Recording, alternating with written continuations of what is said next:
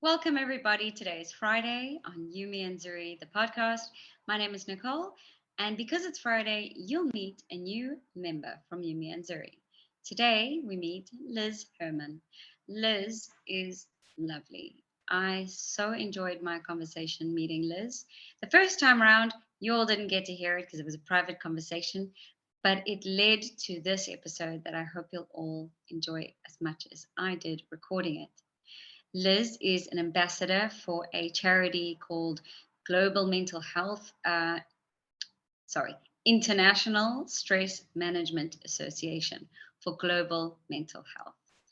And she's a yoga teacher, and the yoga came about because she experienced some burnout in her own career, and she found yoga, and it really saved her from her burnout or aging on burnout. And so she's also a transformational wellbeing coach and positive psychology. She was in human resources. She has a BA in sociology and social anthropology. And she's a lovely lady. And I hope you all enjoy meeting member Liz Hermann. Okay. So good to have you here. Welcome officially, even though we've already had a conversation or two meeting. Officially welcome to the YM&Z podcast. Thank you for being here. Thank you for having me. I just had a look at your website again, Lizzie, because I had to be reminded. It's been a while since our first conversation, and I really got stuck in there. Like, there were so many things missing from our first chat that I don't even know if we covered, like the beautiful charity that you're associated with, and we spoke a bit about yoga. But before we get into everything that you do, and for those listening, it's a long list. You're incredibly qualified. I don't know how you've had the time. and with two, are they still teenage boys? Yeah, they're still teenage boys. Yeah. So I don't know how you're able to fit in everybody plus their mental health and yoga and human resources and anthropology and oh my gosh. So before we get stuck into all of that, maybe you can just tell the ladies who you are, whatever's relevant, and how you came to be here in Switzerland and with YM&Z. Yeah. Okay. So I've actually been in Switzerland a really long time. It's over 20 years. And the reason being is my husband. So a lot of women, I think, move for love. And that was what I did. We met when we were very young, just in our early 20s, traveling in Australia. And then he lived in England for a while, but he couldn't get a job. It was very tough for him because there was no Schengen visa in those days. And so he asked, as I had work experience, he asked if I would move to Zurich. And so I did. And then I've never kind of looked back. Yeah. So, I mean, I'm lucky that my family live in London, so it's not too far for me to travel back to see friends and family. Yeah, and I've landed ended up in Richtersville. So I've always lived on the Silver Coast. And I've worked in Zurich in human resources consultancy, actually, for Ernst & Young. And originally I used to work at PricewaterhouseCoopers in London. And then I had my two beautiful boys, and life changed for me quite dramatically.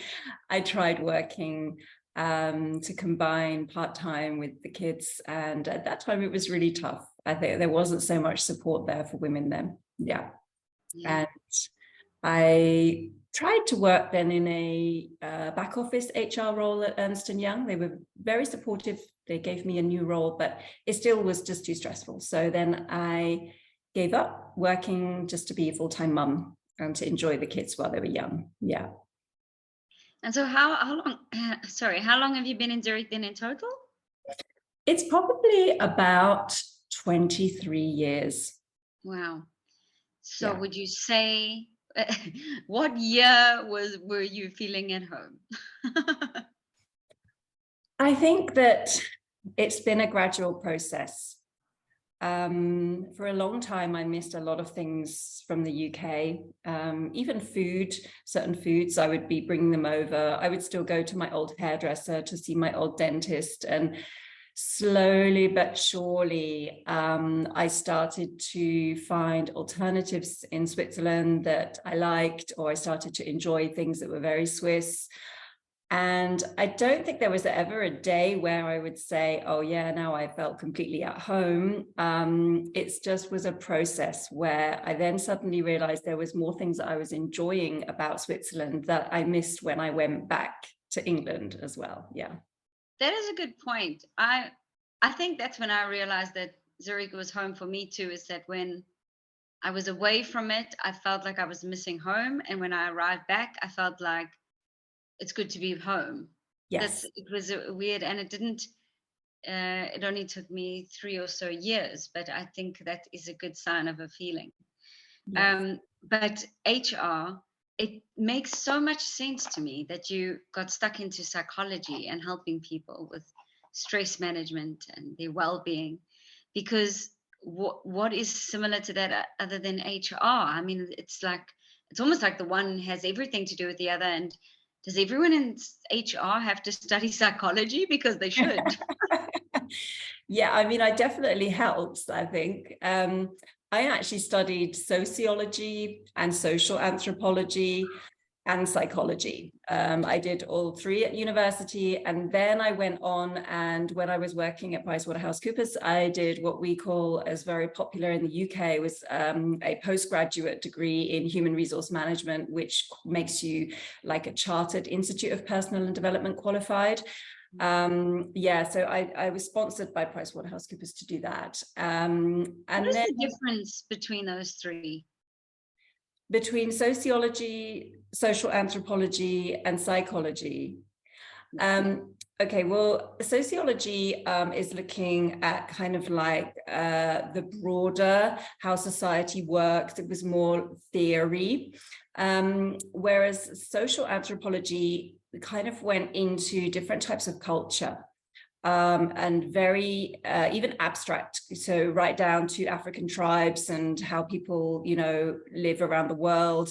Also things like how do people form a culture in small groups, like in prisons. Yeah, so very, very diverse, but the things that people need to survive and what they do, yeah, in their lives, how they eat, how they function, how they have relationships.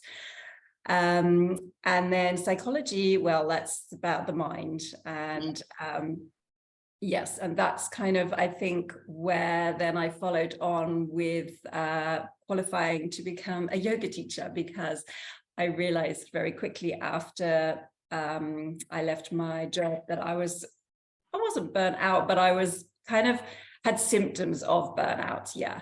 And I felt really depleted and I didn't feel very resilient. And yoga was what helped me to calm my mind by doing positions through my body. And I realized this immense connection between the physical and the mental, yeah, and how they interrelate and connect, yeah. It makes so much sense to me, because I think if you've been studying what you've been studying, and I think those three make perfect sense that you should study them all, because it's like it's all interconnected. Yes. We are basically a giant microbiome that all affect each other. We're like every person influence, every mindset influence. The collective is so important, but the collective is made of individuals, and those individuals are inherited programming from how we came to where we come to be. I find anthropology so exciting and so it's just insightful. It explains a lot about how we are the way we are. And then it makes sense to me that, of course, if you've been concentrating so much of this, that you would have disconnected from your body. Yeah. Because it's so mental and so behavioral. And I can imagine how outside of your body it must have felt. So to connect to it. I know for me, yoga, I feel it if I don't do it. And I don't know why I don't do it. It's one of those things that's like, you know, it's good for you. You know, you feel amazing afterwards. It's great at the time. Why is it that it's last on your list? And then it's the first to go. And it's so helpful. And if I don't connect my mind and my breathing and my body, I'm like absolutely rubbish for everyone around me if I don't. Such a strange thing not to do when you know it's so good for you. What Yeah. kind of yoga is it? So actually, I teach two different types of yoga. I do yin yoga, which I personally love the most. And then I teach like a hatha kind of power style yoga, in flows. Yeah, Um, Sonal from the group also does yin yoga, and I was one of those yogis that was very bendy. I'm very flexible, and yes. so I always thought I was winning the yoga race until I did yin yoga, and I realized that's not at all what it's about. I don't know Yes. if you want to talk about yoga. I mean, I know we've got a lot of yogis, but everyone has a different take on why it was so helpful for you. Exactly. Yeah, so I mean, I think yoga I'll always be grateful for. My only wish was that I'd started younger in life, because I think it is such an important tool for me personally. And I guess it's what also brought me into what I do now, which is being a wellbeing coach and a life coach, and also someone who works in the mental health sphere with my charity. And it's all about just finding things that work for you. There's many different styles of yoga, and some people's body types will naturally be drawn to one or another. For me, I always kind of wanted to have felt like I'd had a workout, and this was like a big priority to me, to feel strong in my body. But then actually what I realized was I was allowing my ego to take over, and really quite often I'd be arriving on my mat very, very tired. And really what I needed actually was just quietness. And this is where I've found yin to be super helpful for me, because you go within, and it's all about releasing emotions out of your body. It's about quietening the mind, and there's quite a large meditation element throughout the practice. So I've realized, and I don't know if you know much about Ayurvedic, but we're all like, they like to classify us generally in terms of certain body types. And when I worked out what my body type was, I realized why I What like was it. I am Vata Pitta, and Interesting. and I realized then that yin was really important for me. And actually, although I do enjoy doing sports and having these kind of power flows, they're not necessarily what my body requires. No, exactly. I used to pummel my body into shape, and it didn't listen to me, and I couldn't understand why. And I also felt like, you needed the reward of being physically active was to feel the burn the next day. Yeah. And I wasn't actually ever recovering. And Yeah. resting is something different. You need a kind of mental recovery. It's not just Yes. about your physical body resting. And when I do yin yoga, because I'm someone who is quite flexible, I would always choose the yoga that I thought that was the point, is that to stretch the furthest, whatever. And then I realized it's not a competition with anybody else, and it was absolutely my ego. And I did yin yoga, and I can't tell you how every time I do, I am brought to tears. It really does unlock emotions that are like so uncontrollable, but in the best way. Really, it's like a release. There's some postures that no matter my day, I'm like tickets. I'm just in tears. Yeah, and that is the point of yin yoga, is the fact that we actually all store emotion in our body. So traumas, stress, anxiousness, all of these things go into the physical body. They also are in the mind as well, but what we sometimes forget, I think we've been programmed quite differently in the Western world, is this huge body-mind connection. And we tend to kind of park things if we don't want to overanalyze them anymore, and we don't realize that that's actually then going to have a physical impact on us as well. Yeah. Exactly. Like we move through our day and we just send our body forward. We like stick it forward, and we like just perform as you did yesterday. Yeah. And our minds can run amok.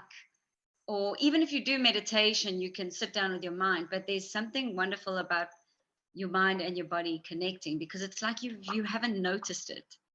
You know what I That's mean? right. Even when you go for a run, you're like running on autopilot, and your brain is thinking, and you're listening to music or something. There's not many acts, if I think about it, that it's like literally you're paying attention to both your mind and your body, which I find so beautiful. Yeah. So And yeah. For me, it stays with me for time after. So it's not just during the practice, but I'll notice that 1 or 2 days later, I'm still more balanced and I'm more calm. Whereas, yeah, some other yoga types, it's more like the benefit comes straight away, but it doesn't linger. Where I think yin is so powerful. Yeah. And also, I feel it if I haven't done it in a while. Yeah. Like you get that overwhelm and it's building up. And then that's why I say when you do it, you're like, why don't I just remember to do this every day? But anyway, I'd love to talk to you about everything else you do. This to be an ambassador for the global mental health charity ISMA, is that International Stress Management Association. Yeah. What is it that you do for this charity?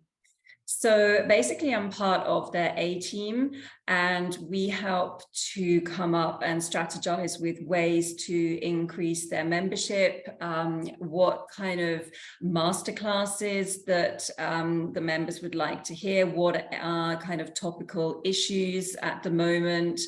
We organize things for in November. They have like a stress awareness week, which is also a global stress awareness week, and we will organize some events during that week for the members and also for people who would just like, who think that's something of interest and they are concerned about either their own well-being or the well-being of their employees. Wonderful. Yeah, it sounds like a really worthy cause. I hope you send us whatever we can participate in or yeah, absolutely. I can. I mean, they do some incredibly interesting masterclasses. So there's been a lot of recently around the connection between gut health and mental health. There's also been things around music, therapy of music, and how that impacts the body. And then, yeah, they're also running some campaigns around men's mental health because often men can be reluctant to talk as much about their emotions, or, if they are suffering, they'll be perhaps less likely to reach out for help. So they are, running some campaigns now around men's mental health. Yeah, it's brilliant. It's brilliant. We have so many ladies who have so much in common with what you just said, the gut brain connection. We're big into nutritional healing, and also Sandy does music therapy, and we did a session with her, and it's incredibly beneficial and just mind-blowing. You just see a different side of connection and you than you have in any other way, and that kind of healing is really special. So that's very cool. And I'd love to know, do you know offhand what is a topic that is trending then at the moment? There's a lot around trying to get rid of stigma around talking about our mental health issues openly. There's still, I think people, there's been a lot of work done, so people are a lot more comfortable talking around it, perhaps to friends or family or like a really close person. However, in the workplace, I think there is still often a reluctance to talk about when you may be suffering or issues that you might be having through fear. Fear of repercussions, fear that people will start to treat you differently. And then stopping themselves from reaching out for help. So, and also there's a lot of issues about people who potentially have had mental health issues, who've gone out of work, and then they get left. And then how can organizations bring them back in? Because it's really not, some people need to have a total rest, but other people actually don't want that. And it's about having these open discussions with people. Everyone's mental health is different. Everybody has different needs, and it's a very personal thing.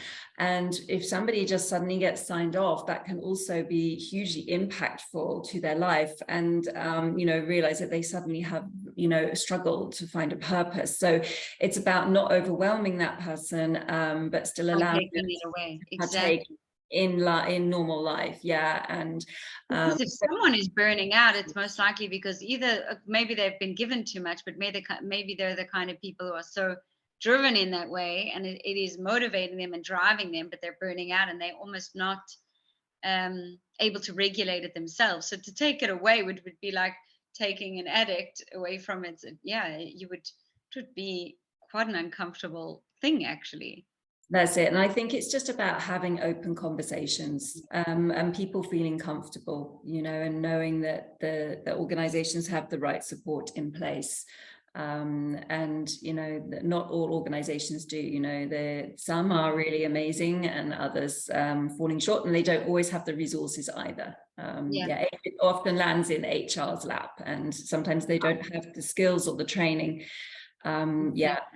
To know I was how going to say, you probably see that more than anyone in HR, because that's all you'd probably be hearing, right? Is that they are burning out and yeah. they're at their wits' end.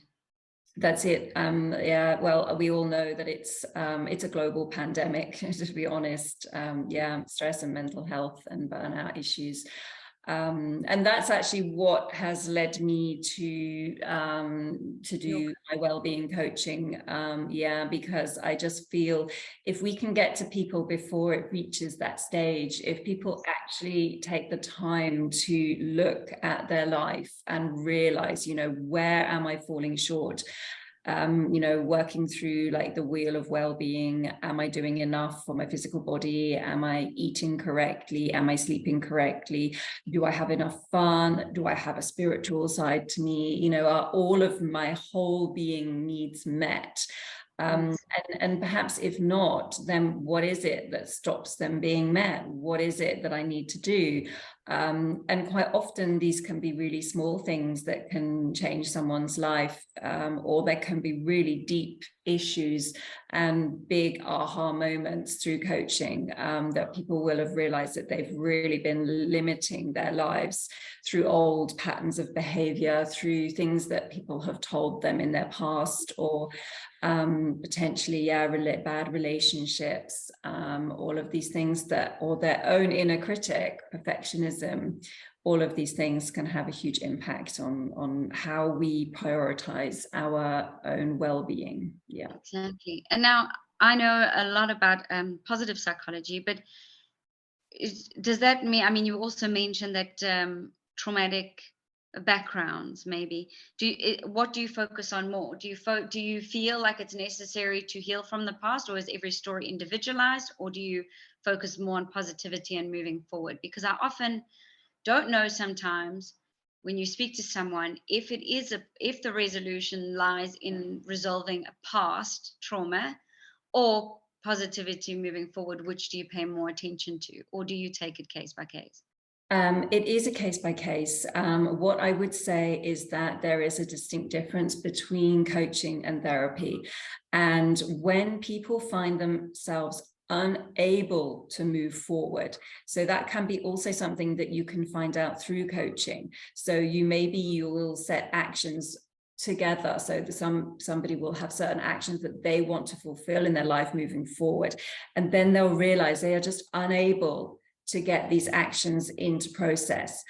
And then you'll dig deep and you'll realize, okay, there are issues here now that need to be resolved. And once those issues have been resolved, you potentially need to go to see a counselor or a psychotherapist.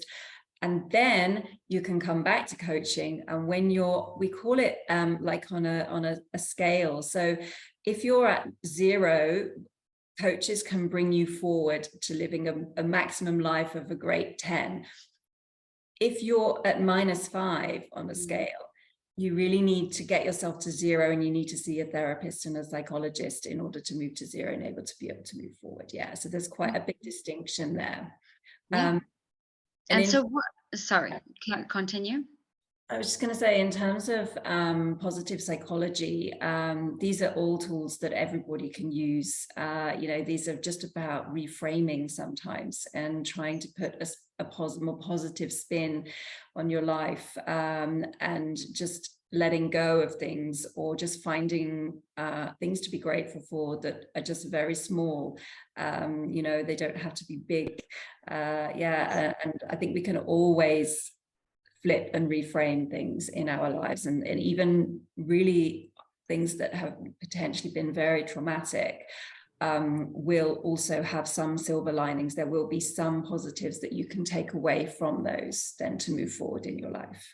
Yeah, it's so important. You know, everybody knows the importance of gratitude and gratitude journaling and things like that, but I'm not sure everyone grasps the concept. And that's where reframing really helps you, because in any one person's story, there can always be a million versions of how they tell their own story.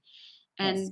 And you can tell it, you know, as if you're hard done by, or you could be really grateful for the things that you do have.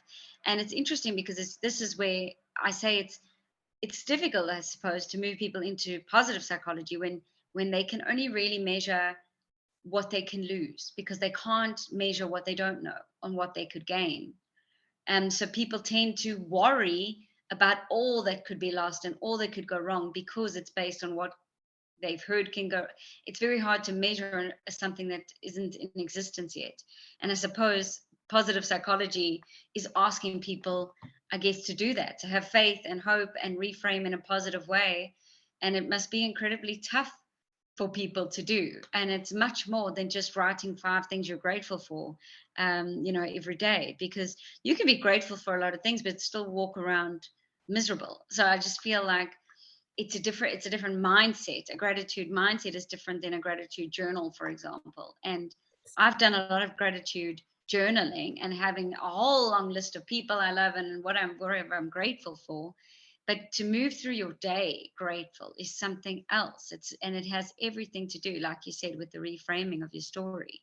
You know, I could tell a story of, you know, my divorce and how hard it was, or what I lost and however painful that was, or how wonderful that we both get this other chance to find another love, because this didn't work out and he's released me and I've released him and we love each other, so we gave each other the opportunity to find the best partners for the rest of our lives, because we stopped being the perfect people for each other, or Yeah. whatever it is. Yeah. And it's really hard for people to understand that both can be true, but you can see it with positive framing versus negative. Absolutely. And what I would say around positive psychology is it is scientifically based. So there is true scientific research out there that shows when you start, although it can be tough, once you start and you're on the right path, you can really make sustainable changes to how you live your life. Yeah. And it is a very powerful tool. Mm-hmm. Extremely. So, and I think it's fantastic that you've come from a place of human resources. But do you find then mainly your conversations tend to go to work, or is it not at all like that in your with your coaching? Is it very varied, or does it tend to, do people have the most issues at work with that situation, or is it completely unrelated? So it's not always the case, but often the case that things that show up in your personal life are things that show up as well in your professional life. So it may be that certainly, for instance, if you struggle with self-confidence, you know, this could be holding you back in the workplace, but it could also be holding you back socially. It could be holding you back from taking on hobbies, going to the gym, or whatever it is. So quite often there's a huge overlap between, but if it's something specific around management style, things like that, then there may be more work-specific scenarios. However, you might still find that that personality type, or the things that you live by, the rules and the regulations that you've imposed on yourself, cross over then as well into your personal life.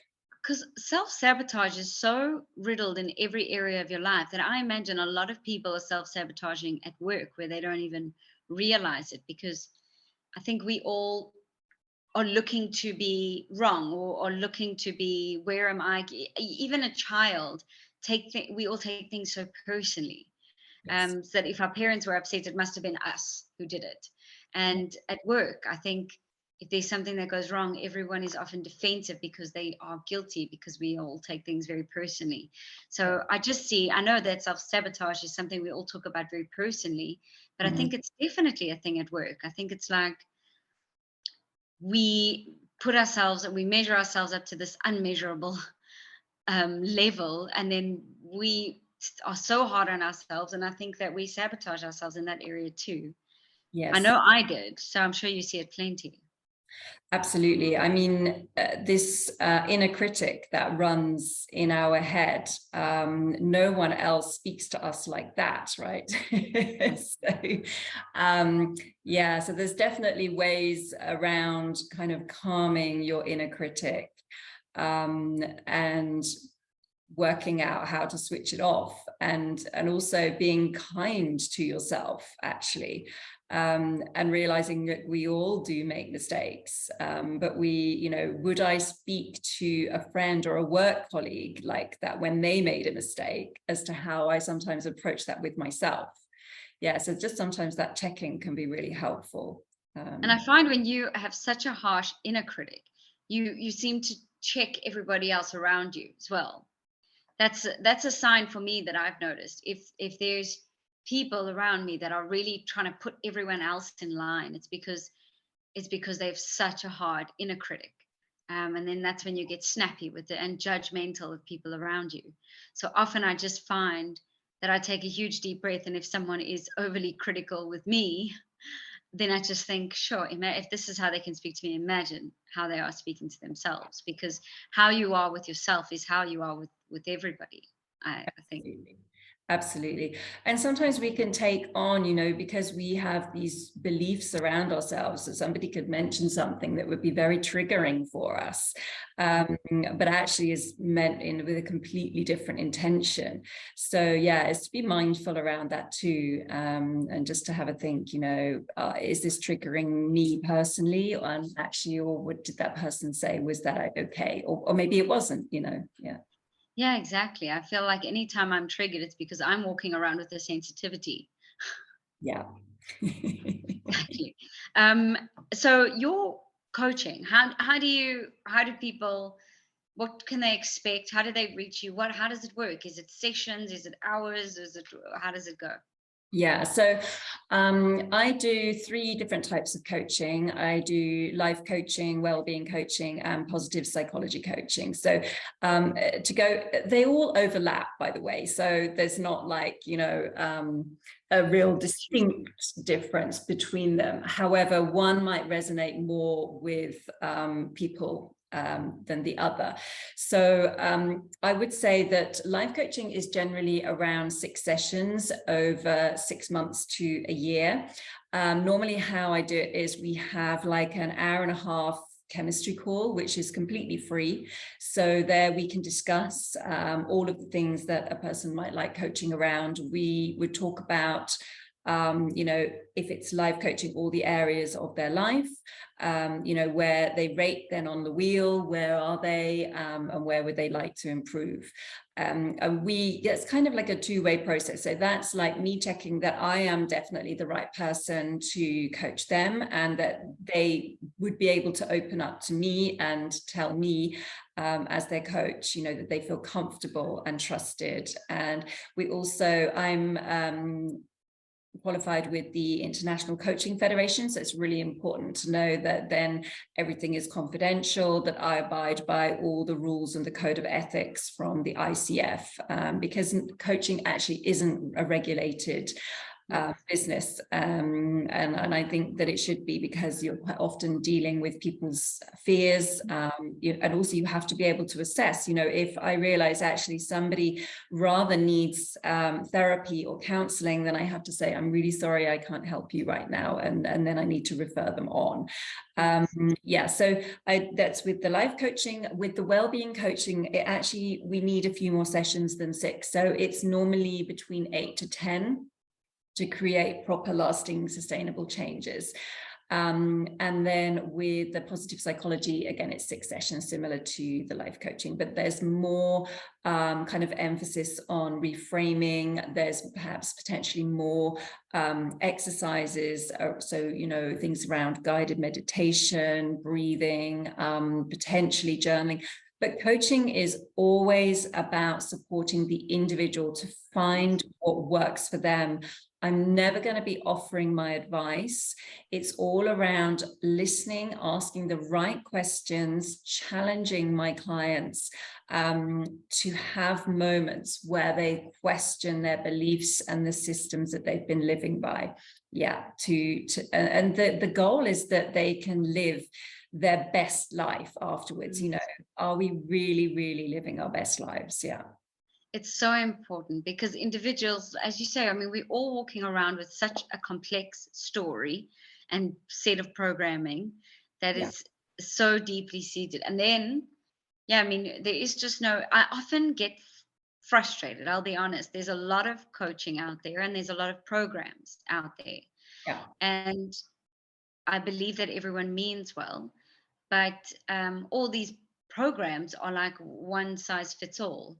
And I just don't feel like that someone who's designed a course, unless there's a disclaimer that it's like, not therapy at all, and it's not, as long as you understand. But a lot of people go for coaching and they do a course that is set by someone, and then I feel like you're right. You need to know when someone needs something else, or there needs to be chemistry. And it's not about homework, and it's not about a qualification at the end of it. It is just actually improving the quality of their lives. So personally, I prefer that approach because people are all different. And someone also, I don't know how you feel, but when you feel like someone is all right, there's such a thing of releasing them.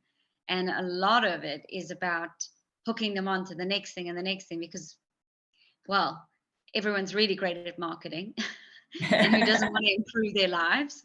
But it's just like, what I understand is there's a big trend at the moment, a topic that I'm aware of how to break up with your therapist.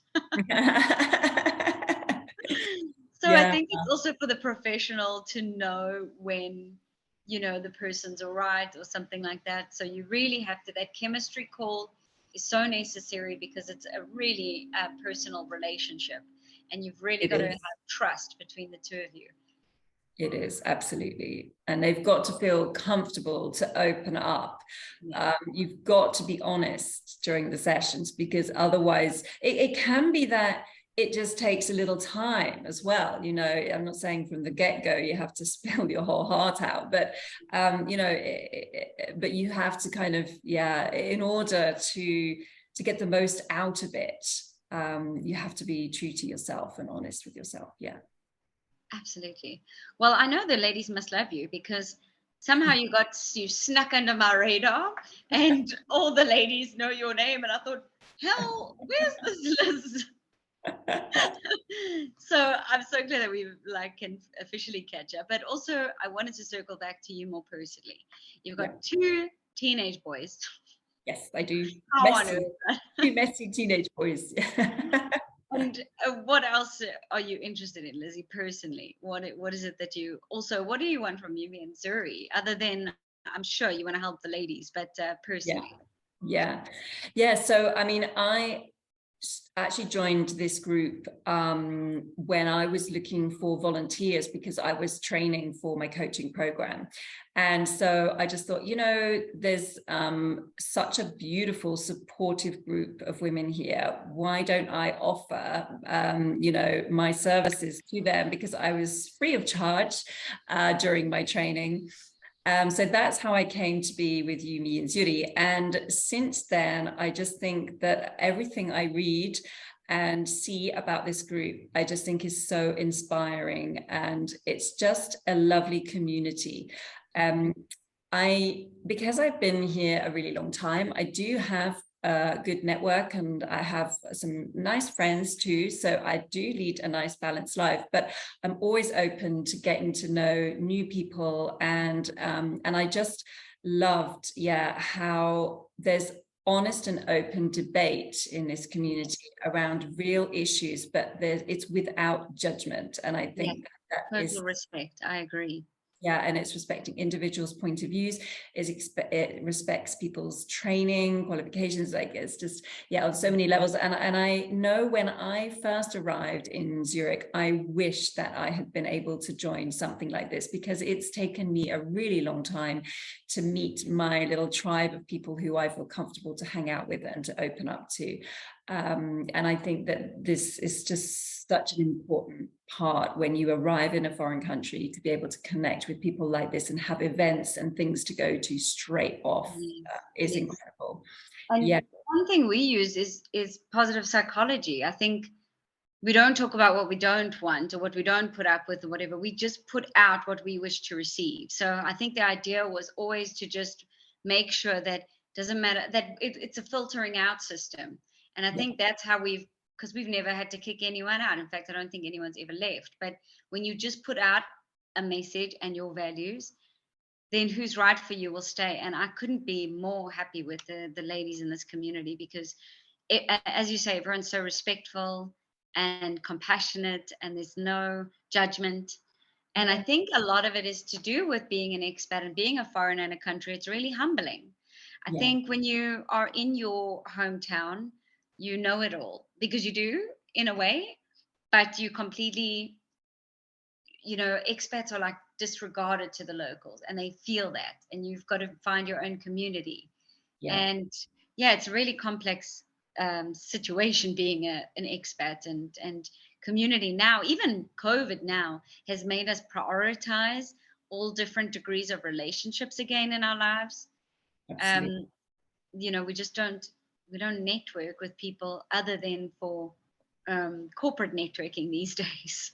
Like, unless there is an agenda, we don't venture out. And it's so silly, because those connections, you would know, are just so good for our well-being, actually, as well. Absolutely. I mean, we all know that COVID certainly didn't help anybody's mental health, because we were segregated from the people that we loved. And certainly as expats, or being abroad and away from your family and unable to see them, it was a really, really difficult time.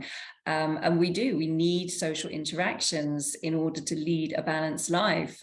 We need people that, not everyone is your go-to, but people bring different things to your lives. And I know that they bring out different sides of you as a personality as well. And I've got certain friends, who I'd say they always bring out like more of my fun side. And I've got other friends who will have like more deeper, meaningful conversations. But each of those are just as equally important, because to laugh and to have fun is so good for your soul as well. So I'm just hoping. I've just been so busy, and we're going off on holiday soon, and the kids take up some time. I've also got 2 dogs, and I've got a puppy dog at the moment who's just 6 months old. So what sort? He's a sausage dog, a Dachshund, a little, he's really cute. And then we've got a rescue dog as well. And so I've just been kind of integrating the 2 of them, and trying to get the coaching business up and running. But I'm really hoping to come to a few more of the events, because there's just so many things that I'm also just kind of losing track of what's going on where, and however much I really try to stay in on it, I feel like I get lost. Yes. Well, that's why I'm so excited to introduce the new platform that we've developed, because it's going to drown out all the noise that the WhatsApp platform has caused issues for us.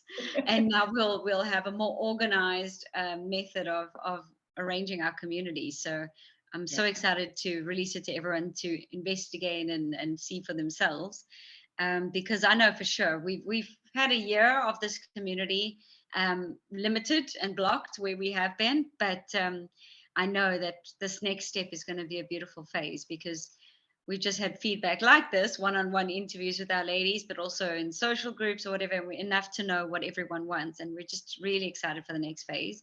And so I can't wait for you to join physically and however you can with your coaching as well.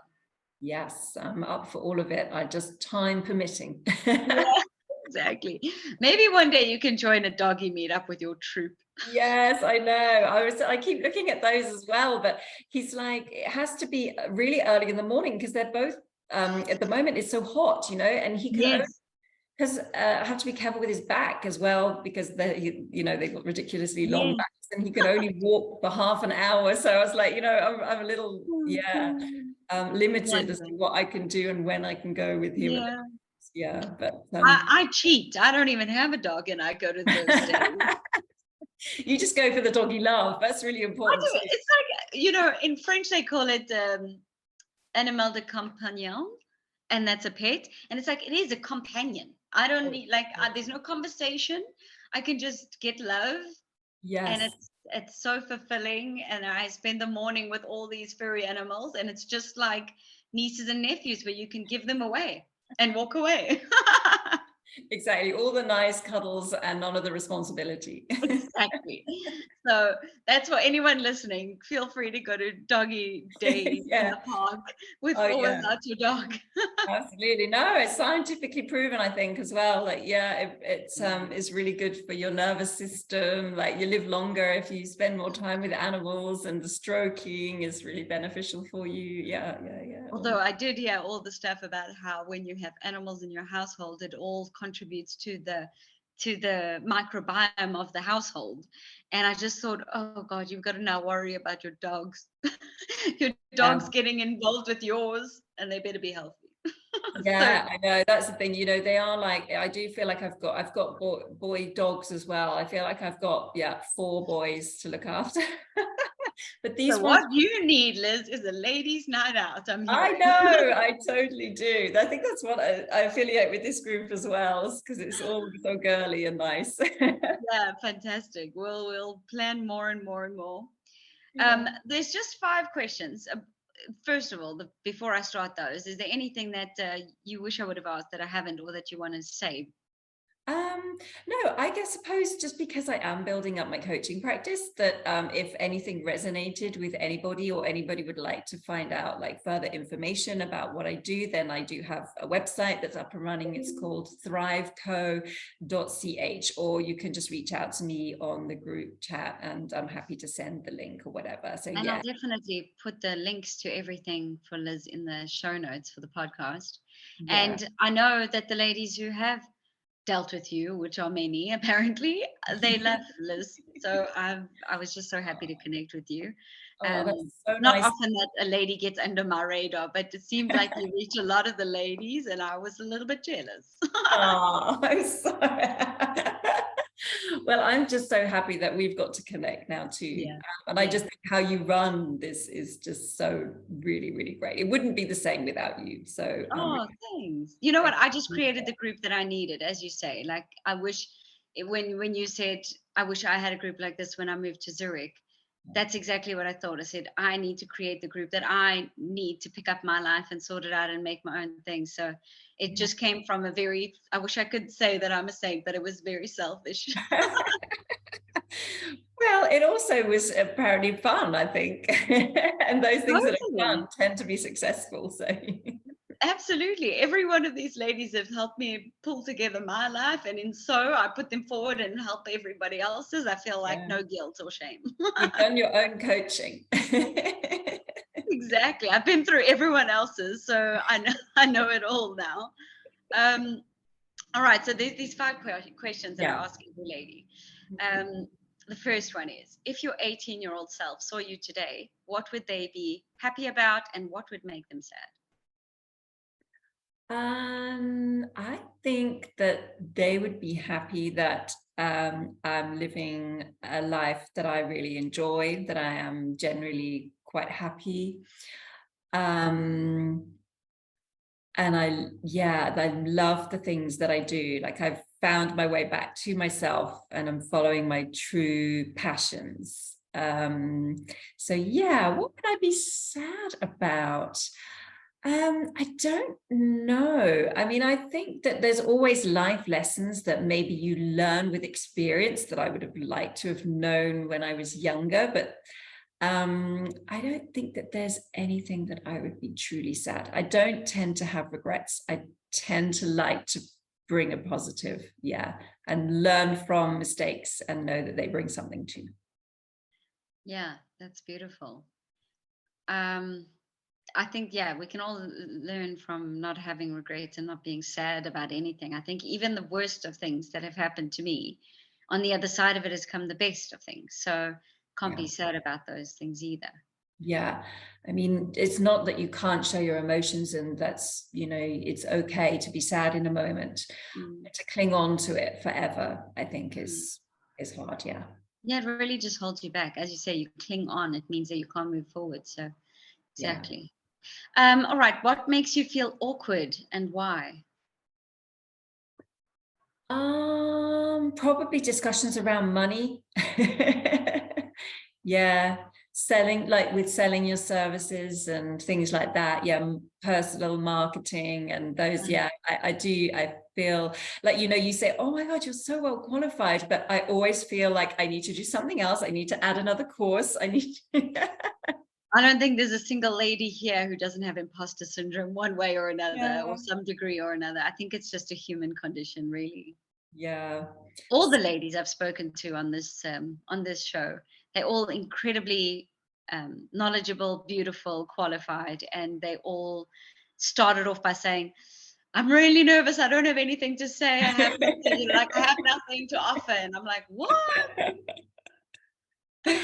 Yeah, that's probably, I'd fit into that category too. Absolutely. Yeah. It's We all just so funny because all I can see sitting from this side is, if everyone feels that way, I move through the rest of my day feeling everyone feels that way. So even the person I'm intimidated by, I know through this experience, they feel that way too. And Yeah. it's kind of like looking at the naked audience, it's like, oh, we're all the same. Yes, it is. Some are just better at hiding it than Yeah. others, or Or yeah, some are just fearlessly naked. yeah, they're comfortable naked. Yeah. Yeah. My neighbors would know all about that. Okay, if you were given a surprise day off, what would you do with it, and what would you like to do with it? And if they Okay. might be the same thing, but often not. Um, I love to do wellness. So for me, because I often feel like in my profession I'm giving. So although I love yoga and I do my own yoga, I actually like to go to other people's classes just so somebody else can tell me what to do. So my ideal day would definitely be starting with somebody else's beautiful yin yoga class. And then I love to have a good cup of tea after, or a coffee. Then it would be hanging out at a spa. Rejuvenation, yeah, I think is so important. And eating something really delicious and healthy for lunch. And then going out and having fun in the evening. So I love to go to concerts, clubs, dancing. Now my kids are a little bit older. I've been able to start to go back to see bands and things. Yeah, I just went to see Coldplay, massive fan. Oh, Sam I'm and I going, regret not going to that one. it was tough to get tickets for. But yeah, and also I'm going to Zurich Open Air Festival, and yeah, so having a dance in the evening, then that would be my perfect day around that. Oh my gosh, you're my date. Let's do it. Sonal from the group, she's a mindful parenting coach, but she also does yin yoga, and she paired up with Kriti in our group, and they give meditation and yin yoga in the quartier tref.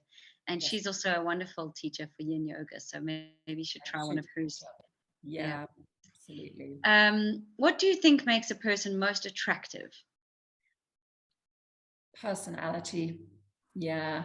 So someone who can make me laugh and wants to have fun. Yeah, but then also can be there for you if you're having a bad day. Yeah, that's super attractive. Yeah. And also to know when it changes from Sounds making you laugh to being a shoulder to cry on. Because Absolutely. sometimes the person who makes you laugh doesn't know how to switch it off, and then you just want to cry. Yes, you'd be like, I'm not laughing anymore. Yeah. Now you must immediately take this seriously. Yeah, totally.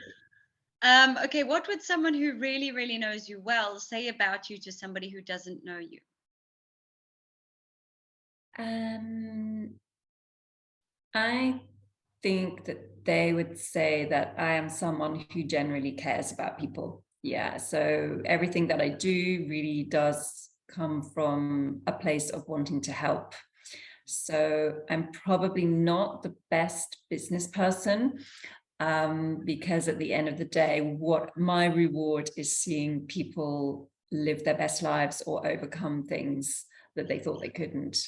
And whether that be either in yoga and seeing people really benefit from the practices that I do with them, or whether it be in coaching. Yeah, so that's what I would say, that I think people think that I come from a really genuine place. Yeah. I think that's totally true. I don't know if I qualify as someone who really, really knows you well, but I would say that I would say the same thing about you, Liz. I've had 2 long conversations with you now, and really so genuine and open-minded and open heart, and not unlike any of the other ladies, which is why I think we're in such good company. And it was just a pleasure to chat to you today and get to know you better. So thank you so much. Well, thank you so much for having me on. It's been a real pleasure to get to know you, and yeah, and I just love listening to everyone else's stories too. So, Oh, great. Yeah. And like I said earlier, we will share everything for how they can contact you and find you. And we'll share the link in the show notes. And yeah, I'm sure you will get lots of ladies coming your way now that they've heard this chat, I'm sure. And hopefully we can have many more chats on this podcast or events or things where we can help share what you do with the rest of the group. And then also that day out, it sounds like we're going to have a retreat or something, because it sounds magical. I love a retreat. I just don't want to be working on it though. No. I always end up making all the things I enjoy into my jobs, and I'm like, oh no. Because when you love what you do, I know the feeling. I really do.